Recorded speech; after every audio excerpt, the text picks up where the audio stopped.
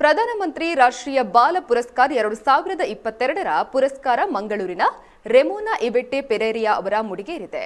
ಭರತನಾಟ್ಯ ಕ್ಷೇತ್ರ, ಡ್ಯಾನ್ಸಿಂಗ್, ವಿವಿಧ ಪ್ರಕಾರಗಳ ಕ್ಷೇತ್ರದಲ್ಲಿ ಸಾಧನೆ ಮಾಡಿದ 17 ವರ್ಷದ ವಯಸ್ಸಿನ ರೆಮೋನಾ ಅವರಿಗೆ ನಿನ್ನೆ ಜಿಲ್ಲಾ ಪಂಚಾಯತ್ ವತಿಯಿಂದ ಸನ್ಮಾನಿಸಲಾಗಿದೆ. ರೆಮೋನಾ ಅವರನ್ನ ಸಿಇಒ ಅವರು ಸನ್ಮಾನಿಸಿದ್ದಾರೆ. ಬಳಿಕ ಮಾಧ್ಯಮಗಳೊಂದಿಗೆ ಮಾತನಾಡಿದ ಇವರು 13 ವರ್ಷದ ಸಾಧನೆ ಬಗ್ಗೆ ಪ್ರಧಾನಿ ನರೇಂದ್ರ ಮೋದಿ ಅವರು ಕೇಳಿದ್ರು. ಸಾಧನೆಯ ಹಿಂದಿನ ಕಷ್ಟಗಳ ಬಗ್ಗೆ ಆಲಿಸಿದ ಅವರು ವಿಡಿಯೋ ಕಾನ್ಫರೆನ್ಸ್ನಲ್ಲಿ ಮೆಚ್ಚುಗೆ ಸೂಚಿಸಿದ್ದಾರೆ ಅಂತ ಹೇಳಿದ್ದಾರೆ.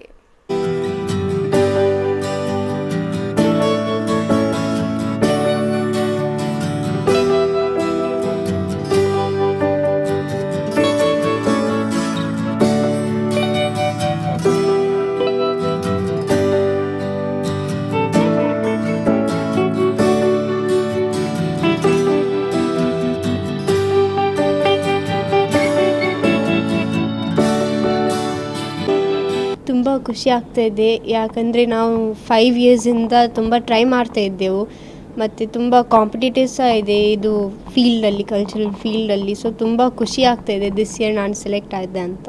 ನಾನು ಭರತನಾಟ್ಯಂ ಕಲಾವಿದೆ. 13 ಇಯರ್ಸಿಂದ ಭರತನಾಟ್ಯಂ ಕಲಿತಾ ಇದ್ದೇನೆ. ಮತ್ತು ಭರತನಾಟ್ಯಮಲ್ಲಿ ನಾನು India book of record, Bharat book of world record ಮತ್ತು golden book of world record London ಮಾಡಿದ್ದೇನೆ.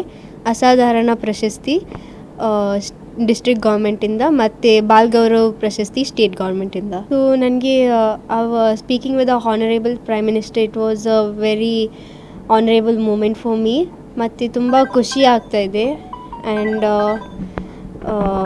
ತುಂಬ ಖುಷಿ ಆಗ್ತಾ ಇದೆ. ಆ್ಯಂಡ್ ಅವರು ಕೇಳಿದರು ನನ್ನ ಹತ್ರ 13 ಇಯರ್ಸಿಂದ ಎಷ್ಟು ಕಷ್ಟ ಎಲ್ಲ ಬಂದಿದೆ ಡ್ಯಾನ್ಸ್ ಫೀಲ್ಡಲ್ಲಿ ಮತ್ತು ಏನೆಲ್ಲ ಕಷ್ಟ ಬಂತು ಡ್ಯಾನ್ಸ್ ಫೀಲ್ಡಲ್ಲಿ 13 ಇಯರ್ಸಿಂದ.